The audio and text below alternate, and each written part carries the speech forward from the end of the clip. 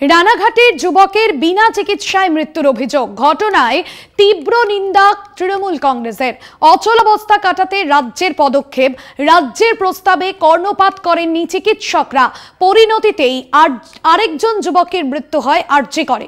চিকিৎসা না পেয়ে মৃত্যুর অভিযোগ তৃণমূলের চিকিৎসকদের, তৃণমূলের এমনটাই অভিযোগ করা হচ্ছে তৃণমূলের তরফে। এবং পাশাপাশি যে আরজি রাখা হয়েছে শাসক দলের তরফে, চিকিৎসকদের কাজে ফেরার আরজি শাসক দলের। ঘটনায় তীব্র নিন্দা তৃণমূল কংগ্রেসের। এর আগে আমরা দেখেছিলাম কন্যগড়ের যুবকের পথ দুর্ঘটনায় মৃত্যু এবং মেডিকেল পরিষেবা না পেয়ে তাকে কয়েক ঘন্টা রেখে দেওয়া হয়।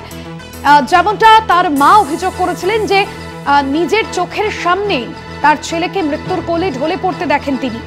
আর তারপরে যেরকম আমরা দেখেছিলাম যে শাসক দলের তরফে এই ঘটনায় সরব হয়েছিলেন অনেকে, এবং শ্রীরামপুরের শ্রীরামপুর লোকসভা কেন্দ্রের তৃণমূল সাংসদ কল্যাণ বন্দ্যোপাধ্যায় তিনিও প্রতিবাদ মিছিল করেছেন এবং পরিবারের পাশে দাঁড়িয়েছেন। এবার আরজি করে বিনা চিকিৎসায় মৃত্যুর অভিযোগ, যে অভিযোগ সামনে আসছে রানাঘাটের যে যুবকের মৃত্যুর অভিযোগ, আর এই বিষয়কে সামনে রেখে তৃণমূলের তরফেও পোস্ট করা হয়েছে চিকিৎসকদের কাজে ফেরার আরজি শাসক দলের। চিকিৎসা না পেয়ে মৃত্যুর অভিযোগ তৃণমূলের।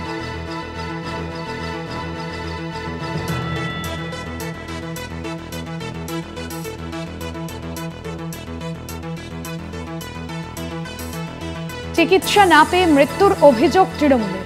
রানাঘাটের যুবকের বিনা চিকিৎসায় মৃত্যুর অভিযোগ, ঘটনায় তীব্র নিন্দা তৃণমূল কংগ্রেসের।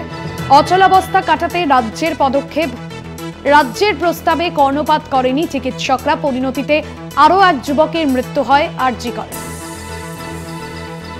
অরূপ চক্রবর্তী তৃণমূল মুখপাত্র রয়েছেন ফোন লাইনে। অরূপবাবু, এর আগে আমরা দেখেছিলাম কন্যগড়ের যুবকের যে মৃত্যু এবং সেখানে পরিবারের তরফে যে অভিযোগ ছিল, এবং আমরা দেখেছি তার মা যে অভিযোগ করেছিলেন চিকিৎসা পরিষেবা না পেয়ে মৃত্যু হয়। আবারও একটা ঘটনা যেখানে একই বিষয়ে রানাঘাটের যুবকের চিকিৎসা না পেয়ে মৃত্যুর অভিযোগ। কি বলবেন, পরপর এই ধরনের ঘটনা ঘটছে? দেখুন, আমরা পরিষ্কার করে প্রথমেই বলি যে এটা সুপ্রিম কোর্টের সরাসরি কন্টেম্পট অফ কোর্ট করা হচ্ছে।